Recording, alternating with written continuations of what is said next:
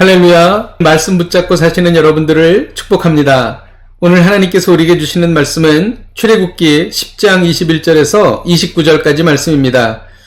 여호와께서 모세에게 이르시되 하늘을 향하여 내 손을 내밀어 애굽 땅 위에 흑암이 있게 하라. 곧 더듬을 만한 흑암이리라. 모세가 하늘을 향하여 손을 내밀매 캄캄한 흑암이 3일 동안 애굽 온 땅에 있어서 그동안은 사람들이 서로 볼 수 없으며 자기 처소에서 일어나는 자가 없으되 온 이스라엘 자손들이 거주하는 곳에는 빛이 있었더라. 바로가 모세를 불러서 이르되 너희는 가서 여호와를 섬기되 너희의 양과 소는 머물러 두고 너희 어린 것들은 너희와 함께 갈지니라. 모세가 이르되 왕이라도 우리 하나님 여호와께 드릴 제사와 번제물을 우리에게 주어야 하겠고 우리의 가축도 우리와 함께 가고 한 마리도 남길 수 없으니 이는 우리가 그 중에서 가져다가 우리 하나님 여호와를 섬길 것임이며 또 우리가 거기에 이르기까지는 어떤 것으로 여호와를 섬길는지 알지 못함이니이다 하나 여호와께서 바로의 마음을 완악하게 하셨으므로 그들 보내기를 기뻐하지 아니하고 바로가 모세에게 이르되 너는 나를 떠나가고 스스로 삼가 다시 내 얼굴을 보지 말라. 내가 내 얼굴을 보는 날에는 죽으리라. 모세가 이르되 당신이 말씀하신 대로 내가 다시는 당신의 얼굴을 보지 아니하리이다. 아멘. 어둠은 사망, 사탄의 세력을 상징합니다. 반면에 빛은 생명과 하나님의 나라를 상징합니다. 빛을 비추면 어두움은 물러가게 되어 있습니다. 애굽의 어둠이 임한 것을 통해 성도들의 사명이 빛을 비추는 것임을 깨닫게 됩니다. 지금까지의 재앙이 귀찮게 하고 아프게 하고 삶의 기반을 흔들고 또 곡식을 망치는 것이었다면 어둠은 인간으로 하여금 모든 것을 불가능하게 만들었습니다. 21절에는 여호와께서 모세에게 이르시되 하늘을 향하여 내 손을 내밀어 애굽 땅에 흑암이 있게 하라고 말씀하셨습니다. 모세가 하늘을 향하여 손을 내밀었을 때에 캄캄한 흑암이 3일 동안 애굽 온 땅에 있었습니다.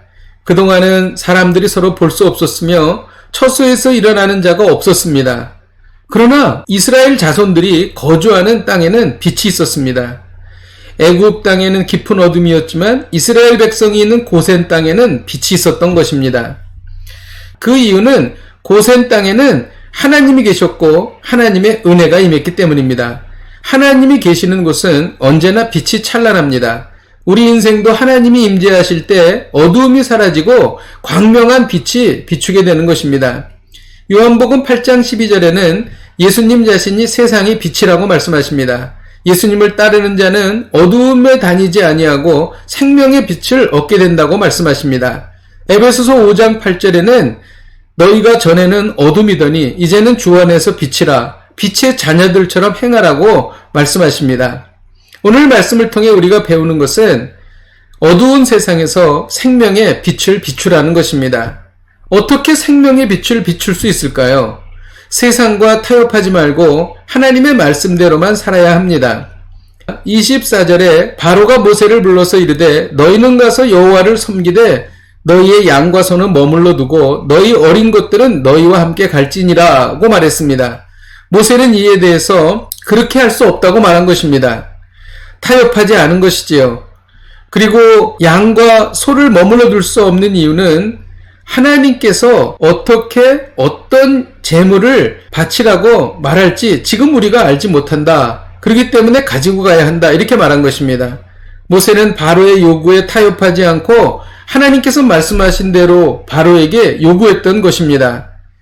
하나님의 말씀을 기다리고 앞서지 말아야 합니다. 모세는 어떤 재물을 바칠지 모르지만 하나님께서 나중에 말씀하실 것을 알았고 그 말씀을 기다렸던 것입니다.